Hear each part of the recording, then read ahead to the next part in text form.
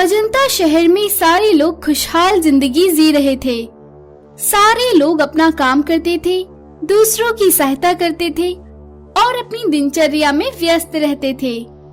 शहर के पास एक वीरान खंडर था, जहाँ से रात को अजीब अजीब सी आवाजें आती थी, पर कभी किसी को उस खंडर की वजह से कोई नुकसान ना हुआ, तो लोग वहाँ से अक्सर गुजरते थे। पर कोई भी उस खंडर के अंदर नहीं जाता था, किसी की भी अंदर जाने की हिम्मत नहीं होती थी। उस खंडर में एक चुड़ैल थी। एक दिन चुड़ैल बोली, आज मुझे पूरी 100 साल हो गए हैं। मैं 100 सालों से वायरस बनाने के लिए तपस्या कर रही हूँ। आज वो तपस्या सफल हुई।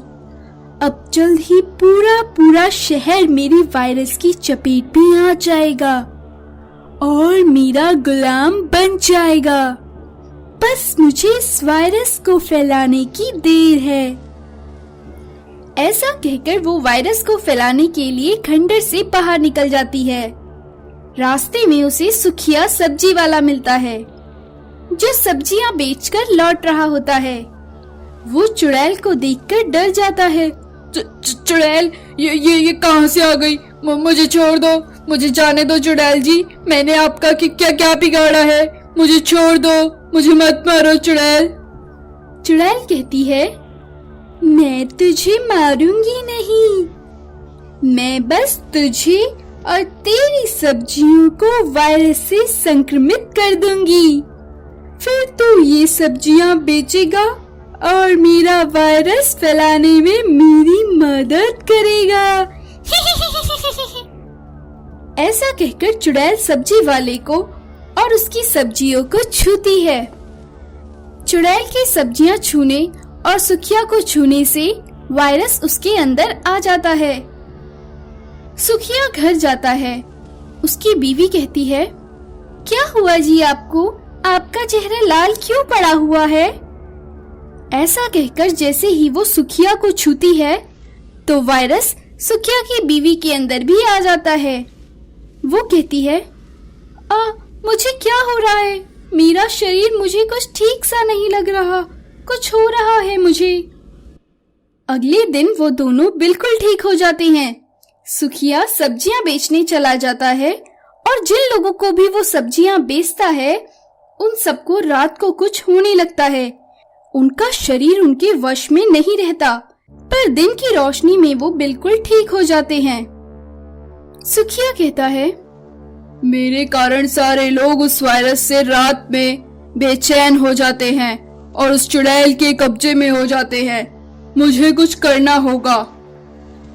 सुखिया दिन में उस खंडर में जाता है और उस चुड़ैल को मारने लगता है, पर चुड़ैल कहती है, तेरी इस मार से मुझ पर कोई असर नहीं होगा, तू थक जाएगा, पर तेरी इस मार का मुझ पर कोई असर नहीं होगा। सुखिया उसे मार मार कर थक जाता है, पर उस चुड़ैल पर उसका कोई असर नहीं होता। सुखिया को समझ नहीं आता कि उस चुड़ैल के वायरस से शहर को कैसे बचाए। शहर के लोग मिलकर उस चुड़ैल से बचने का उपाय ढूंढते हैं। एक आदमी कहता है, हमें उसे मार देना चाहिए। मैं उसे एक खड्डे में गिरा दूंगा और तुम फिर उसे मारना या फिर जला देना। सुखिया कहता है, उसको मारने से कोई असर नहीं होने वाला, वो बहुत शक्तिशाली है। हमें कुछ दूसरा उपाय ढूंढना होगा, क्योंकि एक बार मैं उसे मारने गया था, पर उसका उस पर कोई असर नहीं हुआ। अगले दिन सुखिया की बीवी खंडर के बाहर से चुड़ैल को अपने आप से बातें करते सुनती है। चुड़ैल कह रही होती है, सारे लोग मेरे बस में हो रहे हैं, बस मुझे खुद को सूरज की रोशनी से बचाने का उपाय ढूंढना होगा। सूरज की रोशनी से बचने के लिए मुझे फिर तपस्या करनी पड़ेगी। सुखिया की बीवी चुड़ैल की बात सुन शहर वालों को बताती है। शहर में एक लड़की उर्मिला बोलती है, मेरे पास एक उपाय है चुड़ैल को सूरज की रोशनी में लाने के लिए। उर्मिला दिन में खंडर में जाती है, वो चुड़ैल से कहती है, चुड़ैल जी, मुझे आप बहुत अच्छी लगती हो, इसलिए मैं आपका भला चाहती हूँ। पास के शहर में एक हंता चुड़ैल आई है जो तुमसे ज्यादा शक्तिशाली है। वो दिन की रोशनी में भी लोगों को अपने वश में करती है। अगर वो शक्ति तुम्हें मिल जाए तो तुम सब पर राज करोगी। चुड़ैल कहती है, ठीक है, मैं रात को उससे वो सारी शक्तियां छीन लूंगी।